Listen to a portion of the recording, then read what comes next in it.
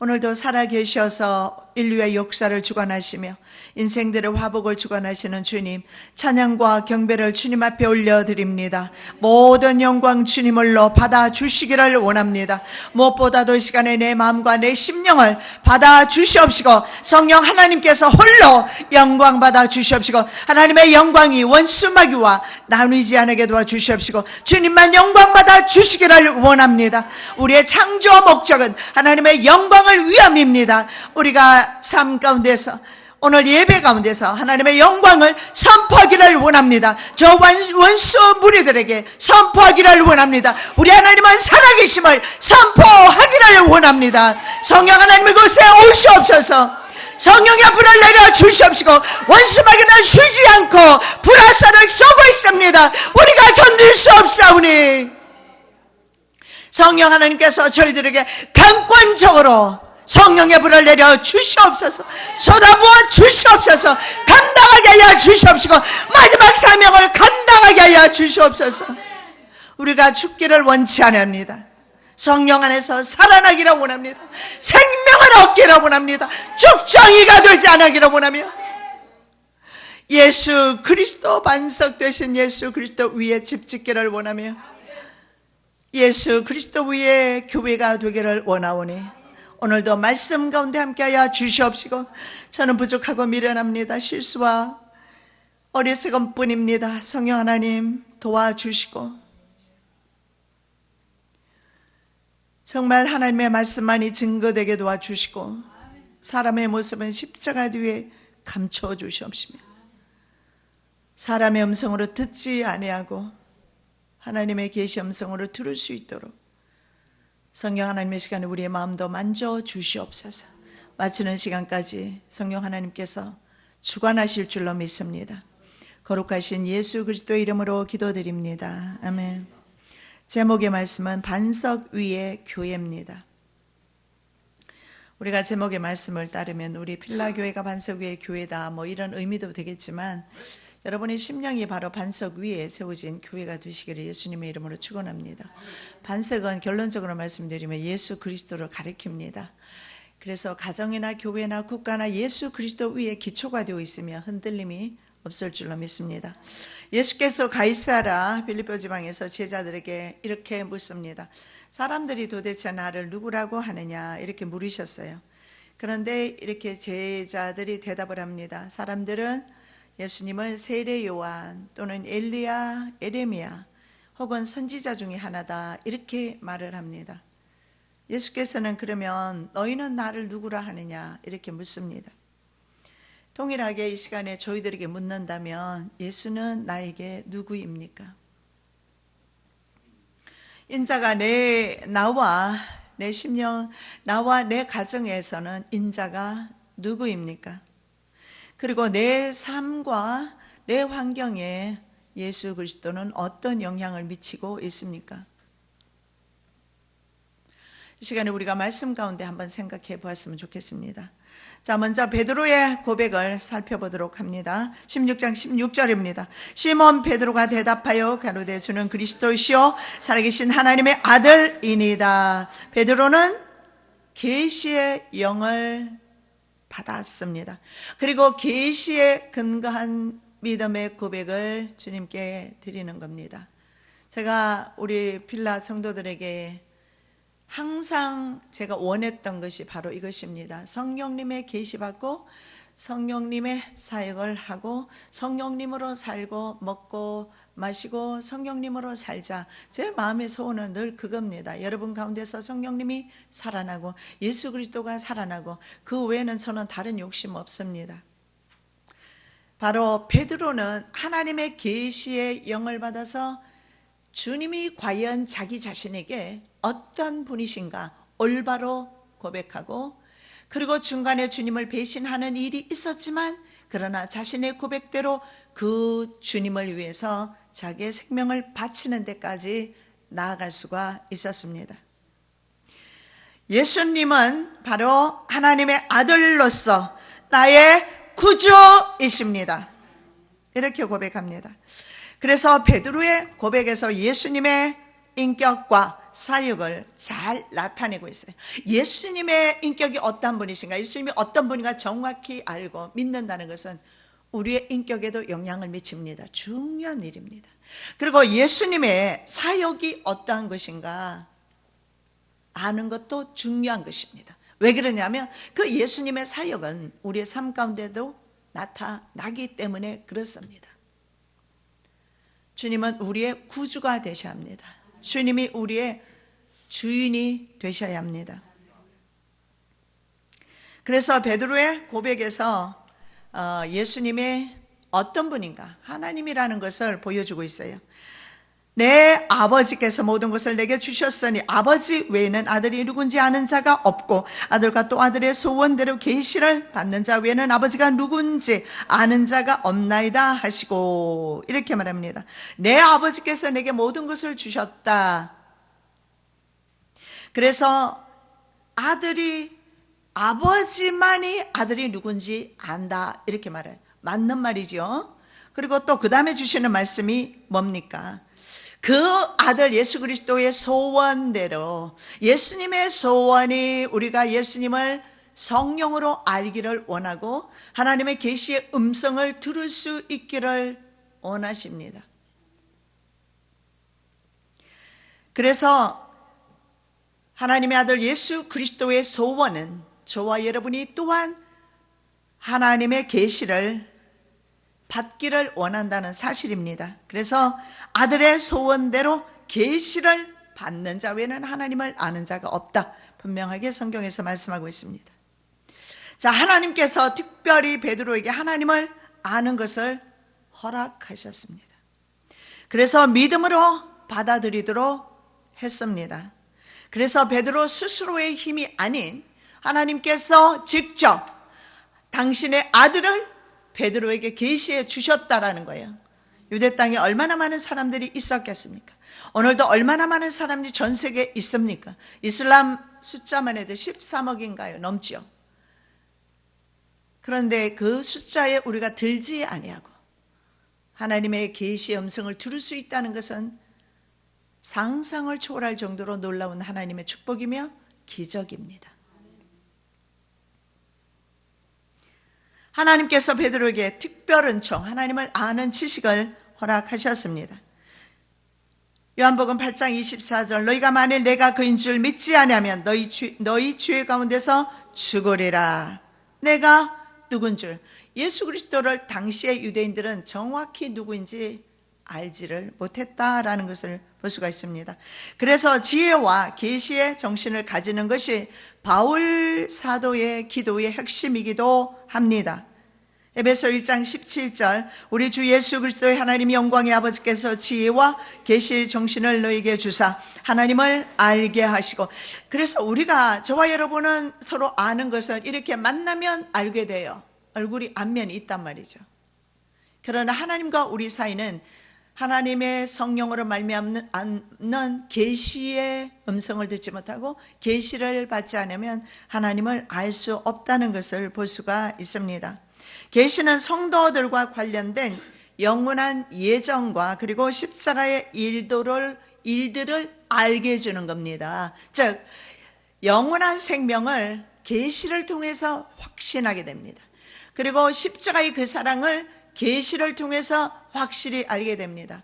제가 아무리 목이 터져라고 십자가의 길을 걷자고 해도 안 걷습니다. 왜냐하면 그 안에 계시의 영이 없기 때문에 못 걷는다는 거. 계시의 음성을 들을 때에 하나님 앞에 순종함으로 나갈 수 있는 것을, 자, 영생은 곧 유일하신 참 하나님과 그의 보내신 주 예수 그리스도를 아는 것이니이다, 이렇게 말씀하고 있어요.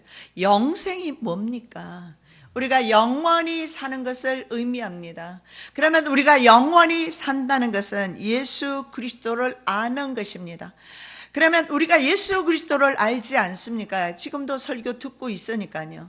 그런 관계적인 의미가 아닙니다. 지식적인 관계가 아니라 주님과 우리 사이에 적어도 부부 사이의 관계가 성립이 되어야 된다는 거예요. 예를 들어서 이웃집 아저씨가 나를 공급하면 그 사람은 조금 이상한 사람이에요. 그죠? 바람이 났거나 왜 이웃집 아저씨가 나에게 돈을 줍니까? 수상한 관계죠. 남편이 내게 돈을 주는 것은 마땅한 일이죠.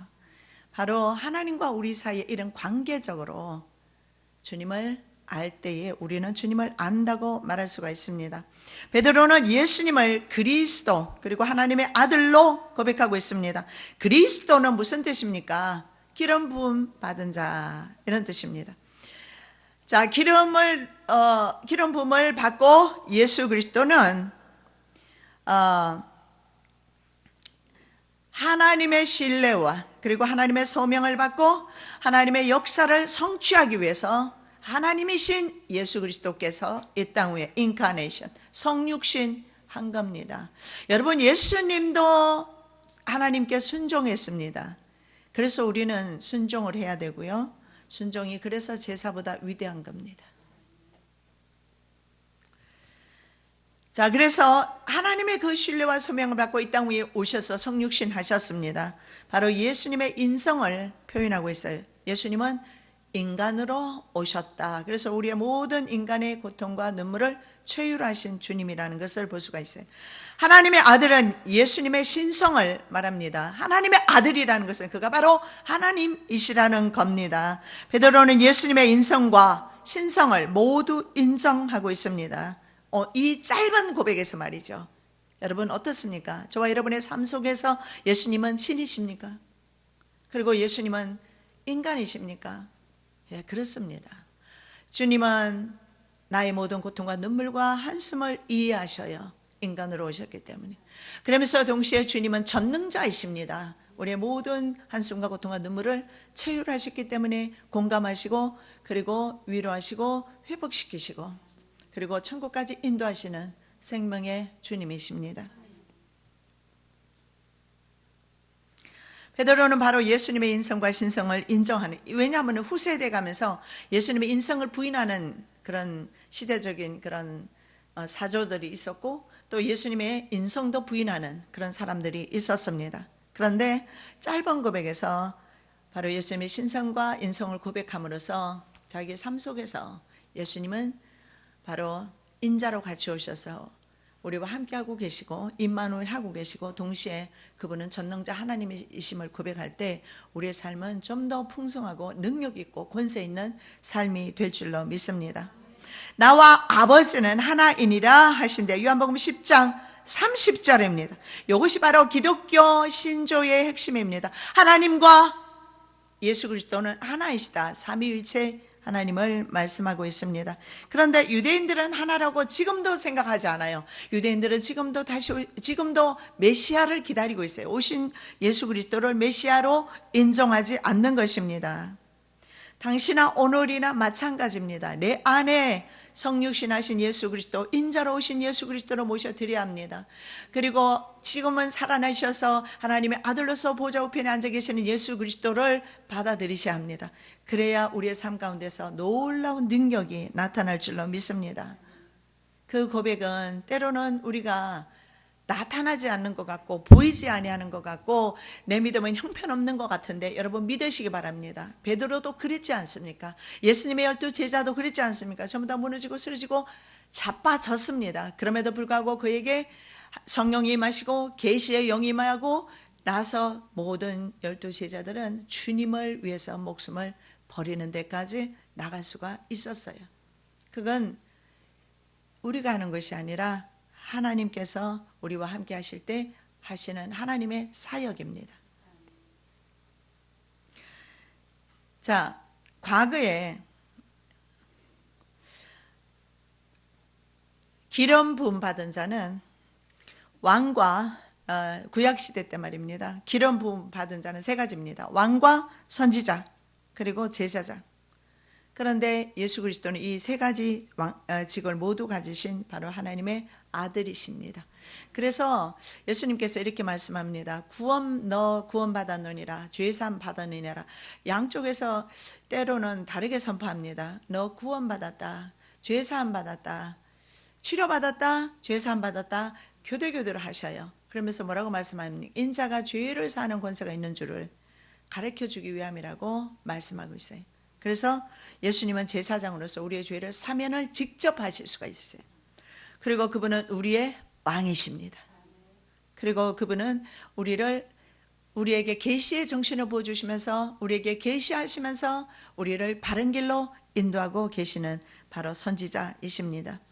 베드로의 고백은 입으로만 한 것이 아니었습니다. 그는 삶으로 예수님은 그리스도요 하나님의 아들이심을 친히 증거했습니다. 그리스도를 위해 평생을 헌신하다가 거꾸로 십자가에 달려 순교하면서 예수님에 대한 자신의 사랑을 그대로 입증하였습니다. 저와 여러분 이 시간에 우리가 말씀을 봉독했습니다. 주는 그리스도요 살아계신 하나님의 아들입니다. 우리의 이 고백이 우리의 또한 마지막 때까지의 나의 고백, 여러분의 고백이 될 줄로 믿습니다.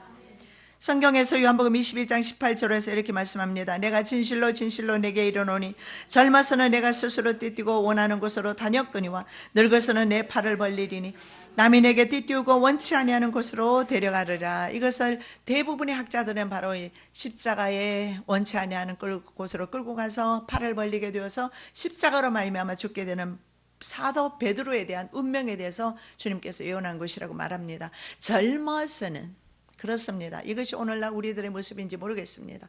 여전히 부족하고 연약하고 넘어지지만 그러나 분명한 것은 하나님은 우리의 구세주이십니다. 하나님은 나의 구원자이십니다. 그래서 마지막까지 우리의 생명을 구원하시고 보존하실 겁니다.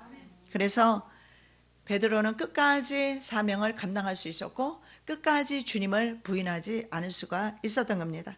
그래서 예수께서 이렇게 말씀합니다. 그 믿음의 고백을 따라서 바요나 시몬아 내가 복이 있도다. 이를 내게 알게 하니는 혈육이 아니요 하늘에 계신 내 아버지니라. 이렇게 예수님께서 말씀을 합니다. 아람으로 바요나라고 합니다. 요나는 요나 이름이에요. 바는 바르라고 해서 아들이란 뜻이에요. 요나의 아들 시몬아. 그런데 예수님께서 베드로라고 말씀하셨는데 시몬이라고 부르는 이유는 너희는 여전히 육의 모습이다. 너희는 육이다. 나를 배신할 수 없고 배신할 수밖에 없고 넘어질 수밖에 없는 육신이다 라는 것을 예수님께서 상기시켜주고 있는 것을 볼 수가 있습니다. 비둘기라는 뜻입니다. 요나는. 그래서 그 요나의 아들이 바로 베드로입니다. 그래서 요나를 히브리어로는 요하난이라고 하죠. 요하난의 아들이 바로 베드로입니다. 그래서 베드로의 본명이 하나님께서 들으신다. 시몬이죠. 시몬 베드로. 그래서 바요나 시몬아 하나님께서 들으신다 해서 베드로로 이름을 오늘 본문에서 바꿔줍니다. 그 베드로에 대해서 우리가 살펴보도록 하겠습니다. 자, 요나의 아들 시몬아, 혈과 육을 가진 사람. 그래서 혈과 육을 가지고 그 혈과 육 때문에 죽을 수밖에 없고 넘어질 수밖에 없고 실수하고 실패할 수밖에 없는 인생이지만 그러나 하나님의 계시의 영이 임할 때 베드로가 되었음을 알려주고 계시는 거예요. 너 시몬아. 그리고 이제 베드로가 되었음을 선포합니다. 내가 복이 있도다. 놀라운 하나님의 선택의 복을 말씀하고 있습니다. 청함 받은 자 굉장히 많습니다. 그러나 택함 받은 사람은 적습니다. 성경은 분명히 말합니다. 초청은 굉장히 많이 받죠. 교회에 출입하는 사람은 굉장히 많죠. 우리 교회만 해도 많이 다녀가지 않습니까? 택함 받은 사람은 적다.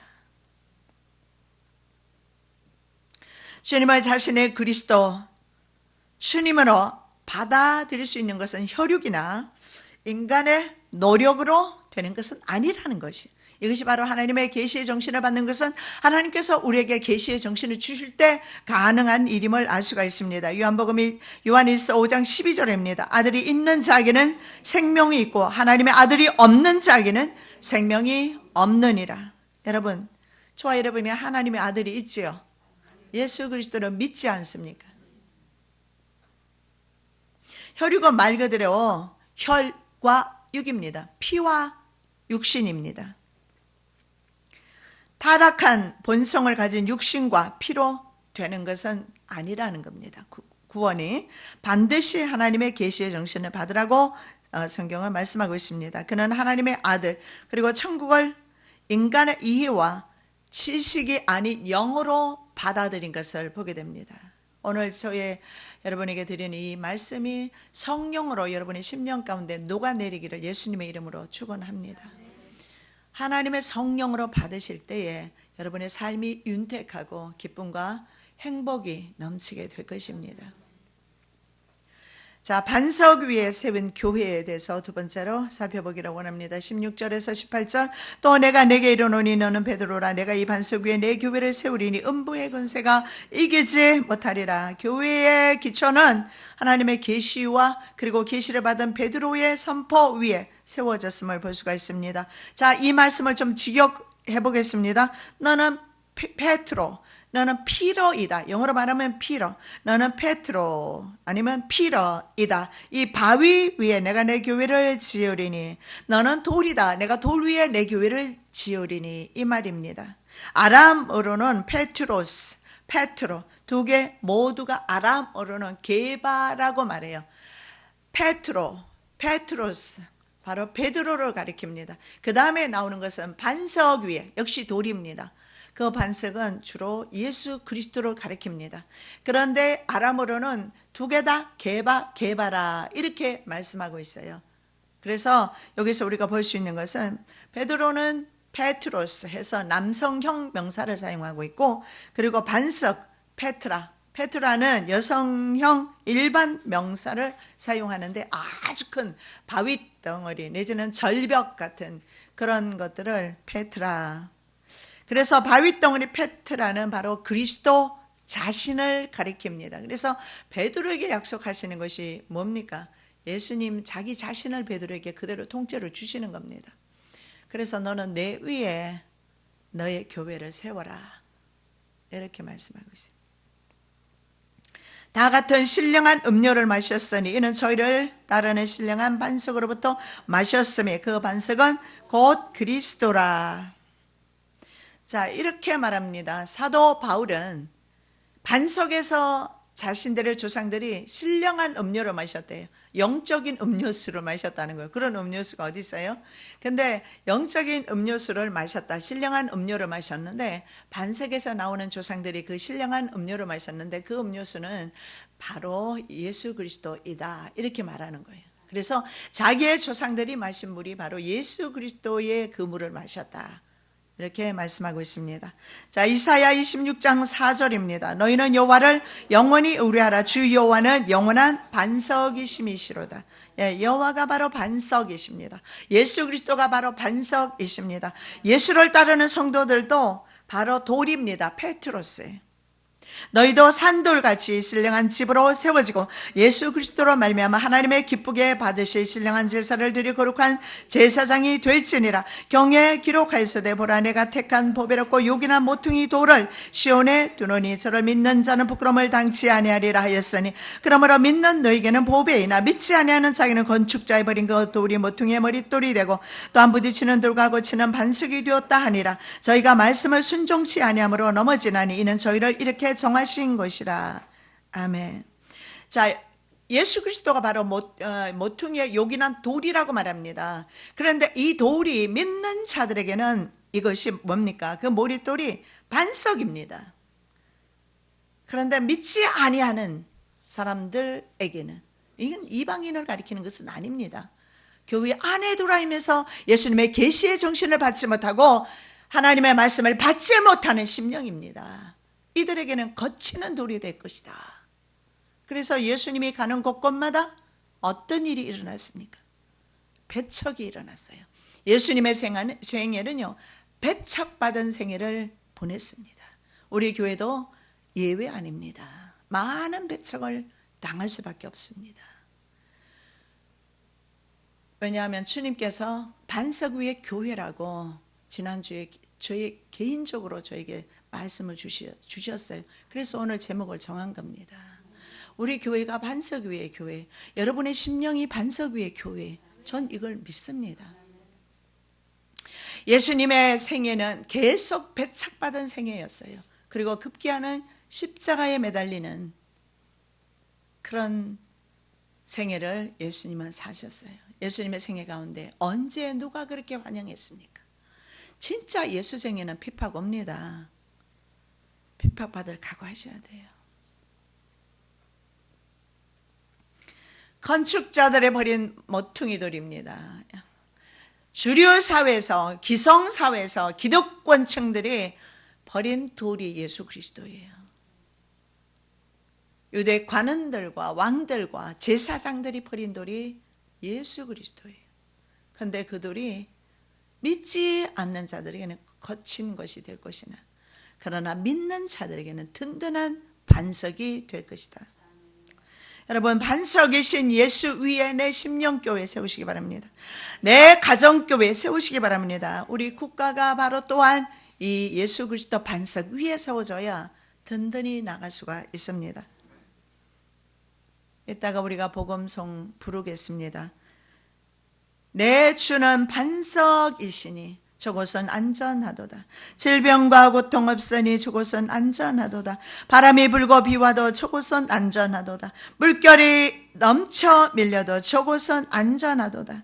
자비한 반석이시니 저곳은 안전하도다. 구원의 손이 있으니 저곳은 안전하도다. 오, 나의 예수는 반석이시니, 반석이니, 반석이니, 오, 나의 예수는 반석이시니 저곳은 안전하도다. 지구상에 안전한 곳은 그 어디도 없습니다. 그러나 반석 위에는 안전합니다. 여러분, 한번 우리 교회에서도 적금을 들든지 해서 이스라엘과 요르단을 좀 다녀왔으면 좋겠어요. 이스라엘에 가면 요르단까지 보기도 있습니다. 요르단에 가면 그 페투라, 엄청난 7대 불가사의 중에 하나인, 세계 7대 불가사의 중에 하나인데요. 그 페투라 그 반석을 보면 주님 생각이 절로 납니다. 아, 주님이 과연 반석이시구나.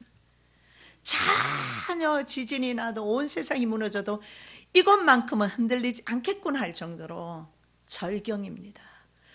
엄청나게 정말 장관입니다. 요르단이 말입니다. 가난한 나라인데 뭘로 먹고 사는 줄 아세요? 그 돌멩이 가지고 먹고 살아요. 전 세계에서 그 돌멩이 보러 얼마나 많이 오는지 압니까? 그래서 결국은 요르단은 4분의 3이 사막입니다. 물은 귀해요. 그런 나라에서 말입니다. 뭘 먹고 살겠어요? 온천지가 사막인데 그 반석 하나 가지고 먹고 살아요. 우리는 진짜 반석이 있잖아요. 예수 그리스도. 그 반석 때문에 우리가 오늘도 소망이 있습니다. 기쁨이 있고, 우리의 가정에 소망이 있고, 우리의 자녀도 소망이 있고, 우리 국가도 소망이 있습니다. 그래도 우리나라만큼 기도 많이 하는 나라가 없습니다. 기도하는 많은 주의 종들이 이민족을 위해서 기도할 줄 압니다. 국가를 위해서 더 많은 기도하시기 바랍니다. 반석 위에 집을 지은 사람은 종말론적인 최종적으로 완성된 천국에 들어가게 된다고 말씀하고 있습니다. 반석 위에 집은 비가 오고 창수가 나도 안전합니다. 환란의 바람이 불어도 믿음의 반석 위에서 인내하며 기다리게 됩니다. 반석 위에 집을 짓는 사람은 주의 말씀을 듣고 행하는 사람이다, 이렇게 말씀하고 있습니다. 그러므로 행함이 없는 믿음은 바로 죽은 믿음이라고 성경은 말씀하고 있습니다. 반석은 바위 덩어리라고 했습니다. 안반입니다. 높은 절벽입니다. 요새입니다. 그래서 반석 위의 집과 두 가지 집밖에 없다고 성경은 말합니다. 반석 위의 집과 바로 모래 위의 집입니다. 두 집은 외관상은 전혀 차이가 없음을 발견합니다. 그러나 그 기초는 완전히 다르다는 것을 볼 수가 있습니다. 반석 위에 집을 지은 사람은 비가 내리고 창수가 나고 바람이 부르쳐도 무너지지 않습니다. 이유는 주초를 반석 위에 놓았기 때문입니다. 성경은 세 가지 단어를 연속적으로 말합니다. 비와 창수, 바로 홍수입니다. 그리고 바람이 붑니다. 그럼에도 불구하고 다양한 종이 불어도 안전하다. 이것은 무슨 말입니까? 진짜 바람을 말합니까?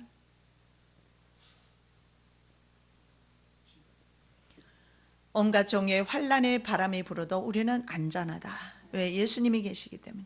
엄청난 무게의 그러한 시험이 와도 우리는 안전하다. 왜냐하면 반석 위에 집을 지은 예수쟁이의 집은 안전하다. 여러분, 모든 집을 한번 나가시면 이따가 한번 보시기 바랍니다. 아파트 즐비하게 있지 않습니까? 똑같아 보입니다.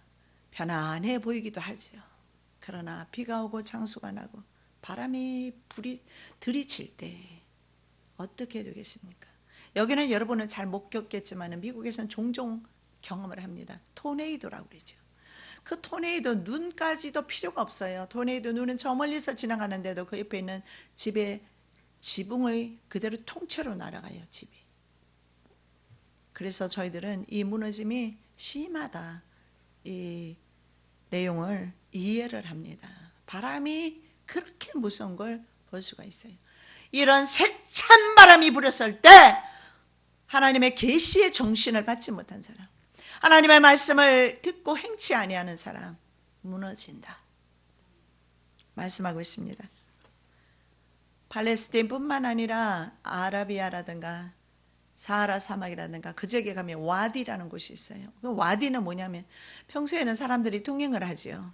그리고 물이 말라 있어요. 이것을 간헐천이라고 합니다. 그런데 갑자기 지중해성 기후는요, 막 폭우를 동반하는 그런 비가 내리거든요. 여러분, 그 엘리야의 갑자기 엘리야가 뭐라고 말해요? 왕이여, 비가 내릴 조짐이 보입니다. 비가 막히지 않도록 빨리 가소서 있죠. 아니, 비가 얼마나 오길래 막힙니까? 막혀요. 막 쏟아 부어버리기 때문에. 그러면 삽시간에 사람이 통행하는 그 길도 홍수로 범람하게 됩니다. 그렇게 되었을 때 그곳에 있는 사람과 그곳에 있는 집이 안전하겠습니까? 환란의 바람이 불 때 예수 그리스도의 주처 위에 세우지 못한 집이 안전하겠습니까? 모래 위에 나의 집을 짓는 사람은 안전하지 못합니다. 바로 반석 위에 집을 지어야 합니다. 26절에서 27절. 나 이 말을 듣고 행치 아니하는 자는 그 집을 모래 위에 지은 어리석은 사람 같으니 비가 내리고 창수가 나고 바람이 불어 그 집에 부딪히되 무너져 무너짐이 심하니라.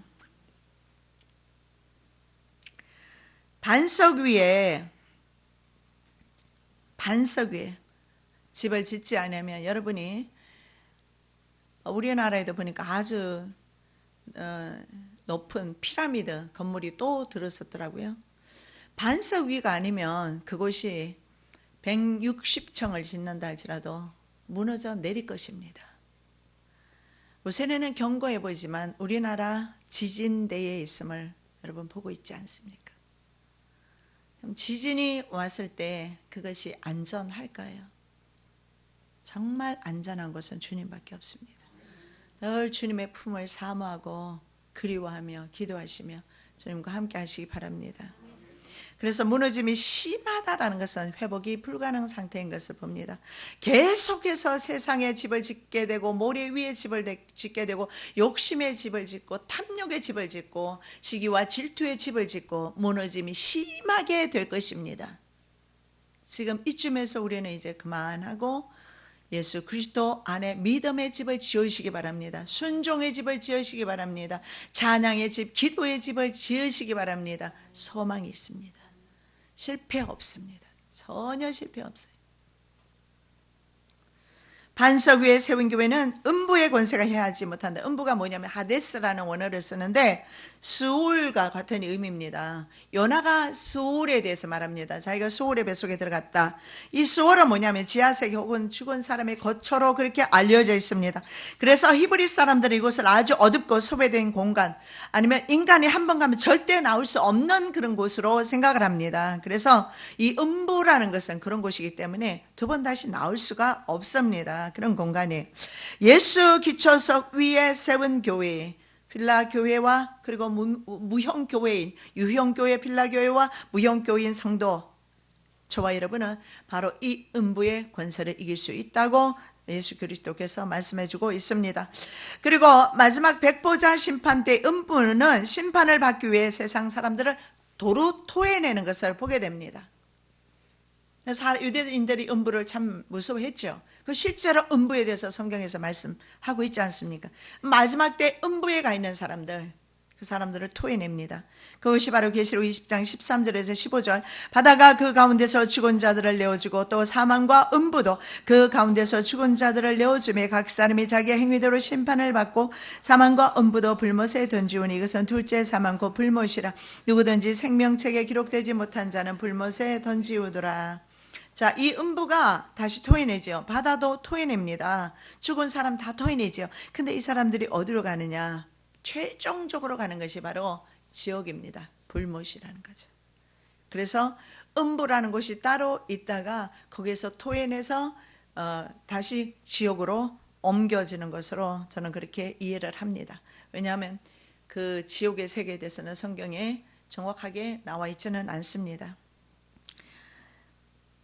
에스겔 3장 18절에서 19절입니다. 가령 내가 악인에게 말하기를 너는 꼭 죽으리라 할 때에 내가 깨우치지 아니하거나 말로 악인에게 일러서 그 악한 길을 떠나 생명을 구원케 하지 아니하면 그 악인은 그 주의 중에서 죽으려니와 내가 그 핏값을 내 손에서 찾을 것이고 내가 악인을 깨우치되 그가 그 악한 마음과 악한 행에서 돌이키지 아니하면 그는 그 죄악정에서 죽으려니와 너는 내 생명을 보존하리라. 이것이 바로 증인의 삶인 것 같아요.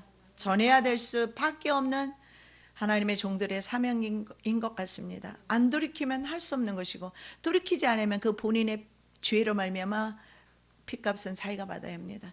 그러나 내가 똑바로 전하지 않아서, 여러분이 똑바로 전하지 않아서, 여러분의 가족이 죽거나 우리가 똑바로 전하지 않아서 내 옆에 있는 이웃이 죽거나 했을 때 그 핏값을 내가 너에게 찾겠다, 이 엄중하신 하나님의 말씀을 두려워하는 마음으로 우리는 삼가 주님 앞에 기도하면서 나아갈 수밖에 없습니다. 그래서 우리는 내 가족을 위해서 눈물로 기도해야 되고 내 자녀를 위해서 눈물로 기도해야 되고 남편과 아내를 위해서 그래서 눈물로 기도해야 합니다. 나중에는 통곡하며 땅을 치며 통곡해도 그때는 too late, 늦어버립니다. 노아 방주의 문이 닫히기 전에 우리의 가족들을 구원해야 되고 똑바로 우리는 말을 해야 합니다. 실족하면 그 사람의 핏값은 자기가 받을 것이다. 오늘 성경에서 말합니다. 자, 세 번째로 천국 열쇠를 가진 교회에 대해서 말씀하고 있습니다. 16장 19절. 내가 천국 열쇠를 내게 주리니 내가 땅에서 무엇이든지 매면 하늘에서도 매일 것이요 내가 땅에서 무엇이든지 풀면 하늘에서도 풀리리라 하시고. 자, 이것은 뭐냐면 주인이 천국 열쇠를 준다는 것은, 키를 준다는 것은 창고 관리에 대한 정권을 주인이 청지기에게 위임하는 것입니다. 천국을 열고 닫을 수 있는 권세를 누구에게 주었느냐 하면 베드로에게 주었는데 이것은 바로 메시아의 절대 주권입니다. 구원은 주님께 있습니다. 우리는 영혼에 대해서, 그분의 영혼의 구원에 대해서는 말은 할 수는 없어요. 그러나 분명한 것은 바로 천국 키를 베드로에게 주셨다는 사실을 볼 수가 있어요. 이사야 22장 22절. 내가 또 다윗 집의 열쇠를 그의 어깨에 두리니 그가 열면 닫을 자가 없겠고 닫으면 열 자가 없으리라. 다윗 집의 열쇠를 그의 어깨에, 메시아에게, 예수 그리스도에게 주신다는 뜻입니다. 계시록 3장 7절입니다. 빌라델피아 교회 사자에게 편지하기를 거룩하고 진실하사 다윗의 열쇠로 가지시니 곧 열면 닫을 사람이 없고 닫으면 열 사람이 없는 그이가 가라사대. 다윗의 열쇠입니다. 이것이 바로 천국 키입니다. 자, 그렇다면 이것이 뭐냐는 거예요. 넓은 의미에서 천국은 그리스도의 몸된 교회를 가리킵니다. 그래서 몸된 교회인 동시에 그리고 우리 몸이 바로 하나님의 교회라고 사도 바울은 말합니다. 그렇다면 바로 천국은 뭡니까? 내 심령이 바로 천국이라는 것 사실을 알 수가 있어요. 우리 필라 교회가 천국입니다. 내 가정이 천국입니다. 내 심령이 천국입니다.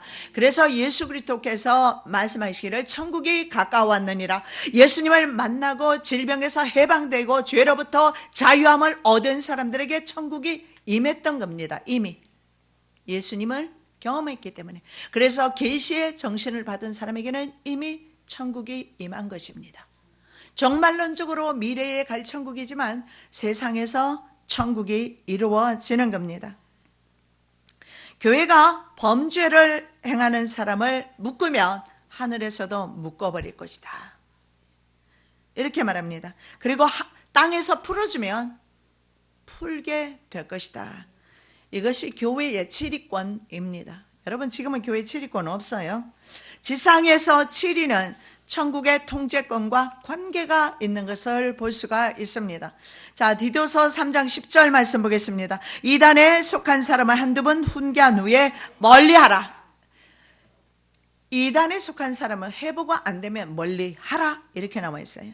그 다음에 마태복음 18장 17절에서 18절 만일 그들의 말도 듣지 않거든 교회의 말하고 교회의 말도 듣지 않거든 이방인과 세리와 같이 여기라. 진실로 너희에게 이르노니 무엇이든지 너희가 땅에서 매면 하늘에서도 매일 것이요 무엇이든지 땅에서 풀면 하늘에서도 풀리리라. 이것이 바로 교회의 권세입니다. 교회가 묶어버리면 하늘에서 묶여요. 교회에서 풀어주면 하늘에서도 풀어줘요. 그래서 우리는요, 이웃, 나에게 심지어 있잖아요. 내가 하나님의 자녀라면, 내가 권세 있는 하나님의 자녀라면, 내가 함부로 다른 사람을 정죄로 묶거나, 판단하거나, 죄인이라고 규정하거나, 구원받지 못했다고 말하는 것은 금물입니다. 왜 그러냐면, 내가 묶었을 때 그 사람은 천국 못 가는 것이 아니라 못 갑니다. 우리에게는 주님께서 그렇게 하라고 이 권세를 주시는 것이 아님을 알 수가 있어요. 나를 통해서 천국을 열라고 주님께서 바로 베드로에게 주신 말씀이고 교회에 주신 말씀이에요. 옛날에는 이런 치리권이 있었습니다. 그래서 장로가 예를 들어서 다른 교회를 갈 때는 이명장이라고 하는가요? 그걸 줘야 돼요. 여기서 그 장로라는 그 직책과 그 이름이 적힌 명부죠. 그것을 다른 교회에 보내줘야 돼요. 이사를 갈 때 가능한 일이죠. 그러면 다른 교회에서 그것을 받고 장로로 받았어요. 지금은 그런 것도 없죠. 그리고 교회에서 문제가 되었을 때 저희 아버지가 목회할 때만 해도 치리권을 발동을 했던 것 같습니다. 왜냐하면 그 장로 한 분이 말입니다. 저희 아버지를 그냥 무조건 몰아내려고 했어요. 온 교회 성도는 아버지가 말씀에 영권이 있었어요. 말씀의 권위가 굉장히 강했어요. 그래서 온 성도가 다 좋아하는데 장로 한 분이 마음대로 되지 않으니까 우리 아버지가 굉장히 좀 이렇게 막 사자처럼 이렇게 강하게 말씀을 선포하고 타협하지 않고 이러니까 어떤 장로님이 돈이 많은 장로님이에요. 그래서 아버지를 쫓아내기 위해서 아버지를 찾아왔어요. 일주일 안에 보따리를 사서 사택을 비우십시오 그랬어요. 그래서 우리 아버지는 또 고집이 있으시니까 아마 보따리 싸서 나가실 수도 있었겠죠. 근데 아버지가 그 장로한테 알겠다고 나가겠다고 그렇게 말씀을 하시고 그 다음에 이제 장로들을 소집을 했습니다. 그 장로를 치리하겠다고. 그러면 그 교회에서 치리했을 경우에는 다른 교회에 가도 장로로서 임직을 할 수가 없었던 거죠. 그래서 이 장로님이 그 다음 주간에 제가 알기로는 와서 아버지에게 무릎을 꿇고 용서를 빌었던 것으로 생각이 돼요. 그때만 해도 교회에 권위가 있어서 목회자가 말씀대로 끌고 가기에 참으로 좋았던 것 같아요. 지금은 그런 게 없습니다. 그죠? 자기 생리에 맞으면 그냥 그 교회 가는 겁니다.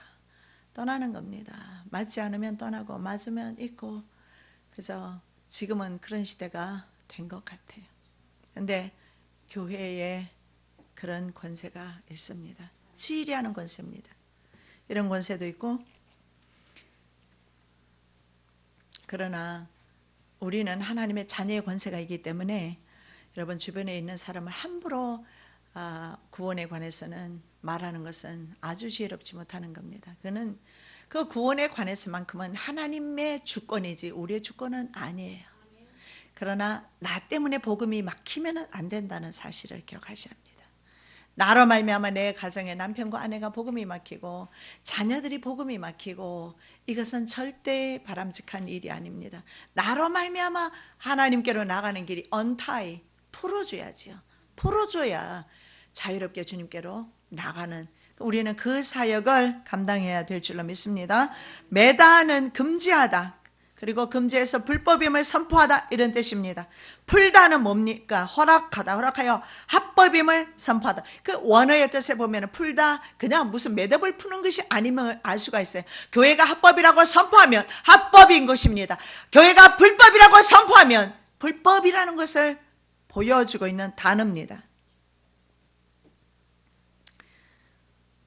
법은 무시되는 세상이지만 그러나 교회가 약해지고 생명이 없어지고 이런 시대이지만 그럼에도 불구하고 저는 믿습니다. 하나님의 법은 여전히 유효하다. 이를 인하여 내가 떠나 있을 때, 이렇게 쓰는 것은 대면할 때 주께서 너희를 파하려 하지 않고 세우려 하여 내게 주신 그 권세를 따라 엄하지 않게 하려 함이라. 떠나 있는 것 자체가 내가 하나님의 그 권세로 너희들에게 행하지 않기 위해서 파면을 말하는 겁니다. 치리를 말하는 겁니다. 하지 않게 하려 함이라. 다윗도 굉장히 바울도 조심했다는 사실을 볼 수가 있습니다. 성경은 지상교회가 불법으로 선포하면 하늘에서도 불법이고, 지상교회가 합법이라고 선포하면 하늘에서 합법이라고, 이것이 교회의 권세고 이것이 바로 자녀의 권세입니다. 그만큼 하나님의 자녀는 권세가 있습니다. 그러므로 세상에 눌리지도 마시고 세상을 이기시는 저와 여러분 되시기를 예수 그리스도 이름으로 축원합니다. 사랑의 예수님 감사합니다. 우리 필라교회가 반석 위의 교회가 되게 하심을 감사합니다. 우리 성도들의 가정이 바로 반석 위의 교회가, 내 심령이 바로 반석 위의 교회가 되게 하심을 감사합니다. 주님께서 주님의 그 반석 위에 우리 교회를 세우게 해주심을 감사합니다.